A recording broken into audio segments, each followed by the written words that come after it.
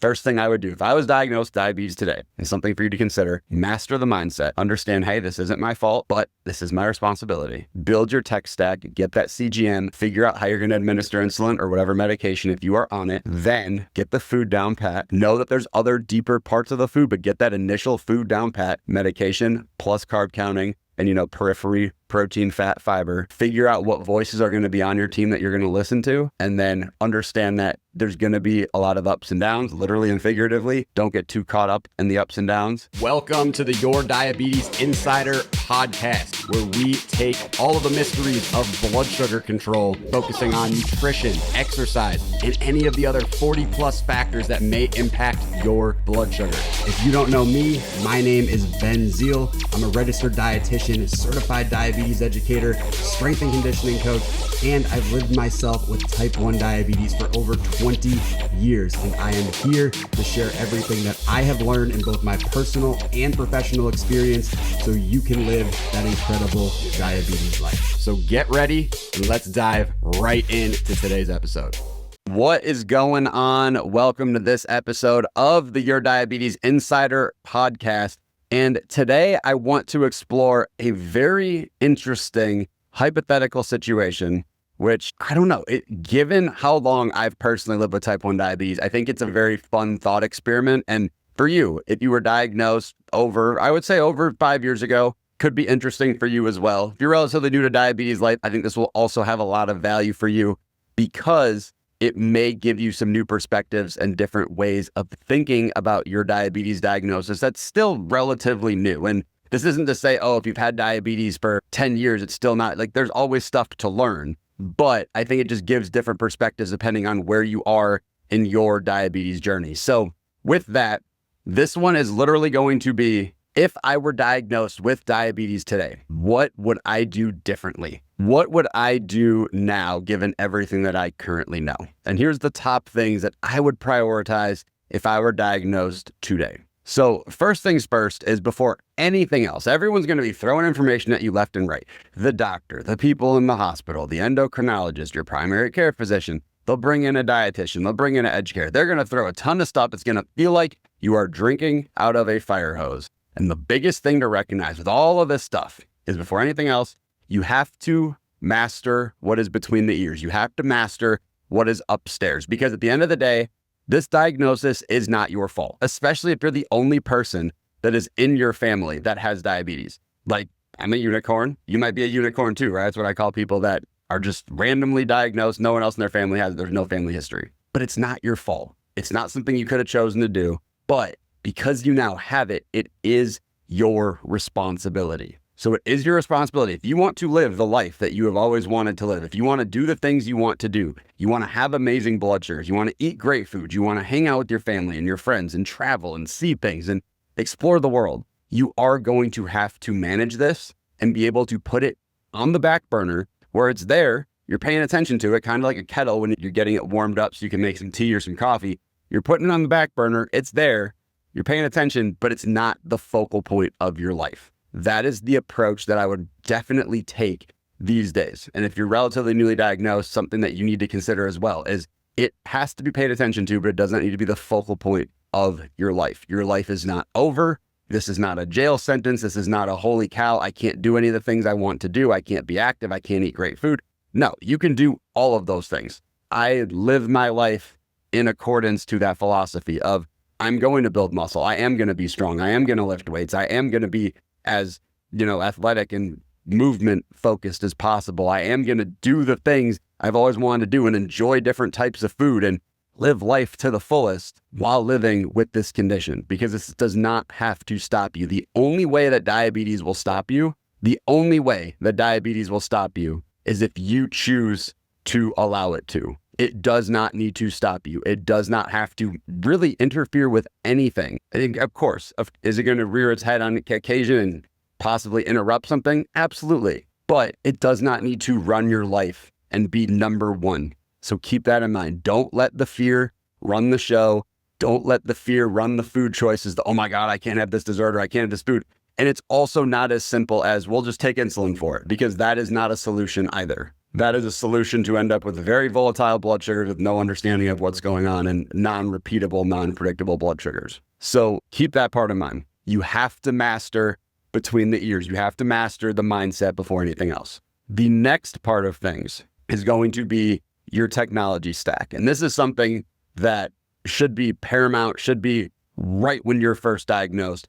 What are you going to do from a technology standpoint that is going to make your life easier? I wish when I was growing up that continuous glucose monitors were as prevalent as they are now. They were in their infancy stages. They were not very accurate. They were not very helpful. I did not start wearing a CGM full time until 14 years into my diagnosis. These days, there are people who are 14 days into their diagnosis who already are on a Dexcom or a Freestyle Libre or an Eversense, the implantable one that's 365 days of use before you get it replaced. That data in real time is going to be life-changing. Literally, because you now know every 5 minutes, hey, my number is doing this, my number's going up, my number's going down. Do I need to make any adjustments? And you can do that in real time versus, oh, I have to do a finger stick. And then an hour later, 2 hours later, I'm doing another finger stick. You're missing all that time in between finger sticks. And you're not totally sure what's going on. Did you spike? Did you tank? What's happening? You're just kind of hoping and praying based on a few data points. So definitely get your tech stack going, get a CGM first order of business. Then, if you are someone who is on insulin, what is your delivery system going to be? Your doctor may say, hey, you're going to do injections right away. But on the flip side, right, is it possible that you could look into a pump? Could you get an Omnipod? Could you get a Tandem? Could you get a Medtronic? Could you get one of the other pumps that's out there, the new Twist? Could you get the new Twist pump that came out recently, right? Which administration method for insulin are you going to use? There's a bunch of pros and cons, right? For a pump, pros. There's a lot more flexibility if you're on a pump. There's a lot of flexibility. You can do extended boluses. You can do temporary basal rates. You can tweak your basal rate if you're going to be active and then let it go back to normal. You can do a dose now. You can do a dose later on for fat and protein, like my team and I talk about with our patients to make sure that you're not having that secondary rise. You have the ability to have different settings for different days of the week. There's a lot of customization that you can do. And a lot of the algorithms these days, they can correct for you. So, oh, your blood sugar is rising at 2 a.m. and you're asleep. Awesome. Here's a correction so you don't have to worry about waking up at 275 and feeling like you were hit by a ton of bricks. But on the flip side, right, you have the possibility of a site failing and you're not getting your insulin. Your blood sugar goes super, super high. That is extremely stressful. I've had that happen many times and it is not pleasant, right?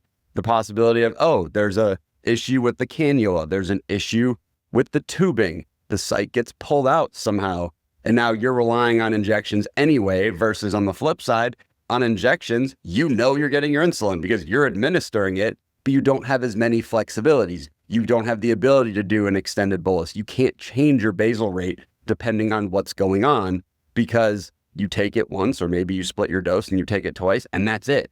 So now you're having to adjust with food instead of adjusting. And so there's pros and cons to everything, right? There's no right or wrong answer. And many times your care team may tell you, hey, we're going to have you start on an injection and then you're going to move on to a pump later on, should you choose. But you don't need to feel obligated. I think the biggest thing is getting your CGM and then saying, hey, what is my tech stack going to look like? So that's the second part, right? First part, you got the mindset part down.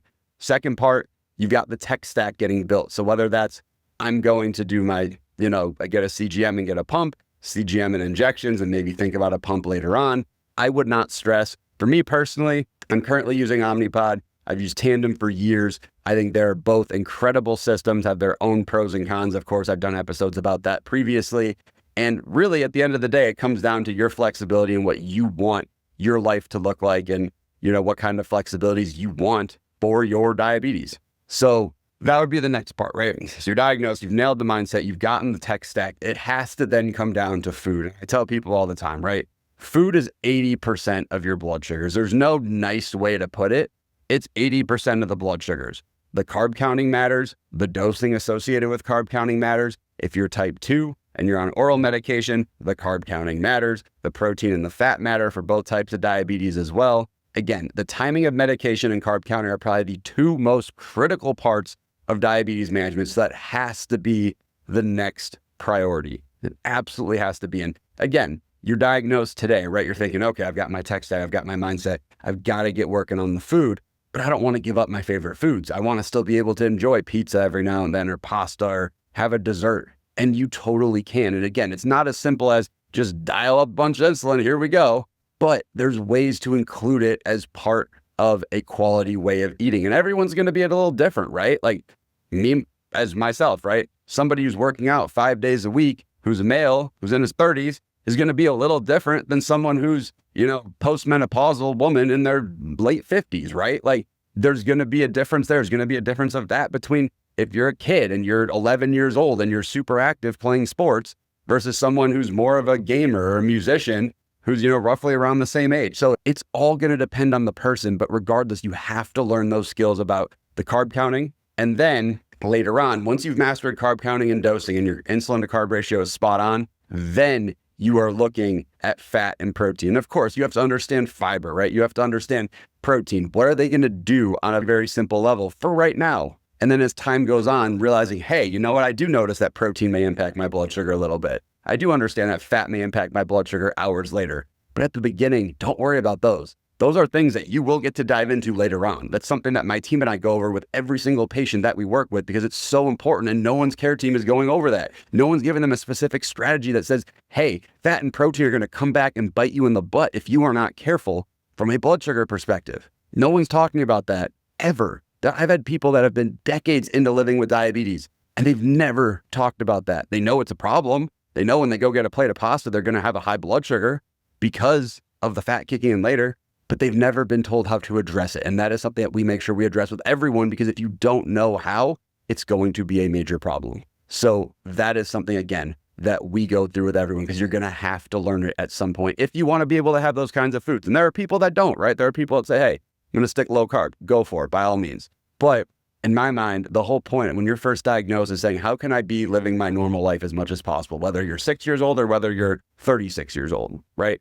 You want to be able to be living the life that you are used to as soon as humanly possible and safely. And of course, again, you're not looking for a diet per se. It doesn't have to be restrict a whole food group, restrict all carbs, restrict all this or that. It's how can I still achieve balance, but how can I also still live my life and enjoy it? And I always talk about on your 90-10 rule, right? 90% of the time, you're having quality options. You're having your fats that are healthy. You're having your proteins. You're having your fiber. You're having your quality carb sources.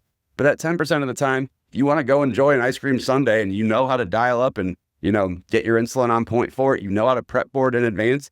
Go have at it, as long as you can make sure you stay in range. That is going to be massive. Another piece that I was diagnosed today that I would need to make sure I knew. And this goes back to what I mentioned at the beginning, when everyone and their brother is barking at you, right? It is like drinking out of a fire hose, because think about it. You've got, like I said, the endocrinologist, you've got the hospital, the doctor in the hospital, you've likely got a dietitian, you got an educator, you've got people on social media, you've got people in Facebook groups, you've got your primary care physician, you've got everyone and their brother. You're probably, your aunt being like, oh yeah, my friend had to. You're going to have a million people that are going to try to give you advice or tell you what to do or what's best. And at the end of the day, I'm not going to tell you to tune everybody out, but I would keep the circle small. Keep your care team strong, but small. And in the words of the rapper Fabulous, right? I'd rather have 10 lions than 100 sheep. But in the case of this, I would rather know on my care team, if I was diagnosed today, that I have 2, maybe 3 practitioners that are amazing, that know their stuff, that are great, that can advocate for me, that can give me what I need, than have too many cooks in the kitchen. And so in that situation, what I would say, you have your endocrinologist. They're going to be a pivotal part of every care team. Your endocrinologist could be a PCP as well, a primary care physician, but someone that's going to prescribe your stuff for you and can look at your numbers and give you some insight. And then you're going to want to get a dietitian/diabetes educator. And am I biased here because I am one? Of course. But the reason is the dietitian and diabetes educator, number one, dietitian is important because there is a huge mastery on the nutrition side. And like I mentioned before, nutrition's 80% of the equation. You're going to have that nailed. You're going to have that down pat to a science. And then second, diabetes educator, because then it's nutrition in the context of diabetes specifically. So a lot of dietitians out there be like, oh yeah, I know a little about diabetes, and it's whatever regurgitated info from the textbook from dietitian school, which is fine, but it doesn't get you very far. But someone that's willing to go into the trenches and say, hey, I can talk about this in the context of your new diagnosis. I can talk about that fat and that protein. I can talk about that fiber, talk about those carbs and why dosing on time matters and all these different pieces of the equation. That's what's going to be what really matters. bonus points if you can find one that lives with type 1 themselves. And again, there's a reason why everyone on my team is a dietitian, diabetes educator, and lives with type 1 diabetes, right? Because we get it on a personal and professional level. So that's going to be big. And let's just say then from there, maybe you have another practitioner in the picture. Totally cool. What I want to give you some caution about is filter social media very carefully. There's a lot of people on social media that are super helpful. Don't get me wrong. There's a lot of people with diabetes are very proud of it. They're willing to advocate, share what works for them. But be careful in terms of who you get your info from, because a lot of them are not credentialed. A lot of them are just people with diabetes that are sharing their experiences, which is totally fine, and it normalizes it, but it doesn't mean that they are truly medical professionals. And the second thing is, and this is the bigger one, some of the Facebook groups are downright depressing. Some of them are like, my life sucks. I have diabetes. I hate everything. It's horrible. It's absolutely it's depressing to just be in the group. Like your vibe just goes completely down. Like maybe you're having just an average normal day and suddenly your vibe is down at 0 and you have no idea why. And it's because of the Facebook group. So I would caution. Some of them are great. T1D athletes, it's pretty good, but there's some groups that are just rough. So be careful on that. You want to find a community that makes sense for you. I like to think I put a lot of good stuff on social media, on Instagram, TikTok, to make sure that people can congregate and, rally around it and feel seen and related, too. But at the same time, be careful who you are getting info from. And the last big thing out of the gate, right? We've talked about the mindset. We've talked about getting your technology stack. We've talked about the food. We've talked about, what voices you're listening to. But then remembering that there are going to be ups and downs. It's not going to be perfect. Diabetes is an art and it's a science. There's a learning curve. It's not, holy cow, I'm going to have a passing grade or I'm going to fail this class. Like there's no pass, there's no fail. There's just a learning curve and it's going to be steep at the beginning. But what I can tell you is after that first 3 to 6 months, it will get easier. It will absolutely get easier if you're willing to put just a little bit of time, little bit of attention into things like that, right? Into the, hey, how am I going to figure out this meal? How am I going to figure out what needs to happen? And I will say, as someone who works in the space and as somebody who's, worked with thousands of people at this point between my team and I, there's nothing better than a newly diagnosed individual who comes to us and says, hey, I want to learn how to do this the right way. And I want to learn it before I learn everything else, all the bad habits and pick up on them. And we get someone who's literally a week out, 2 weeks out, 3 weeks out of the hospital. And then we get that message a few months down the road and they're like, holy cow, I just went out to dinner, no idea what the nutrition info was because, a one-off kind of place. It wasn't a chain. I was able to assess the food, figure out the dose, take my dose, nail my blood sugars throughout the whole evening and throughout, the entire overnight as well. There's nothing better than that feeling because, again, it's going to take time. But on the flip side too, it's even sweeter when they've tried a meal similar and they fell flat on their face. And as, again, someone who's had this for over 25 years, I have failed so many times. I still fail from time to time, right? Even with all the information I know, I'm not perfect. Again, this is an art and a science. Sometimes technology's off. Sometimes your carb counting's off. Something is off. And you just don't always have a way to know what it is. But remember, it's not going to be perfect. You're not going to be perfect. Do the best you can. Try to get that time and range as high as humanly possible, right? But understand that there is going to be ups and downs and you can't let the highs get too high. You can't get the lows get too low. And I don't mean that from a blood sugar standpoint, of course, obviously, but I mean it from an emotional roller coaster standpoint. If you're chilling, you had 3 days straight of 95% in range, amazing. But don't be like, I'm the diabetes savant, because diabetes has a way of humbling you very quickly. And suddenly you have a day where you're sitting at 250 and you wonder what in tarnation's happening. So recognize that as well. So in a nutshell, first thing I would do if I was diagnosed diabetes today, is something for you to consider. Master the mindset. Understand, hey, this isn't my fault, but this is my responsibility. Build your tech stack, get that CGM, figure out how you're going to administer insulin or whatever medication if you are on it. Then get the food down pat. Know that there's other deeper parts of the food, but get that initial food down pat. Medication plus carb counting and, periphery, protein, fat, fiber. Figure out what voices are going to be on your team that you're going to listen to. And then understand that there's going to be a lot of ups and downs, literally and figuratively. Don't get too caught up in the ups and downs. Let it be how it's going to be. If something doesn't go well, as I've said in previous episodes, acknowledge, respond, move on. The arm analogy, right? Acknowledge the blood sugar, respond to what happened, move on, live your life. Don't let it take over everything. And recognize within this, you are not alone. You are not alone. You can live a full, epic life with diabetes. It does not have to be something that takes away from life, unless you allow it to. So if you enjoyed this episode, hopefully I gave you some food for thought. Look at my pun there. But with that, If you enjoyed this, definitely share it with someone you may know who's newly diagnosed or relatively new to the diabetes game. If you're loving the podcast, it would mean the world to me if you dropped a 5-star review on Spotify, Apple, wherever you are listening. And if you're someone who's living with diabetes, you're relatively new, or you've had it for 2+ decades, right? It doesn't matter, but you really want to dial in your blood sugar so you can live that life, enjoy food without any restriction, enjoy the activities you love with the people you love. So you just feel like, hey, I'm living to the top possible extent that I possibly can be. And I'm loving everything I'm doing, and diabetes in the back burner. If that is something you are looking for, reach out to me on Instagram, TikTok, @manofzeel, MANOFTZEEL. Let me know what's going on. I will see how my team and I can best support you. But until the next episode, I will catch you soon, and wishing you amazing blood sugars. Hope you're ready for the next episode. Hey.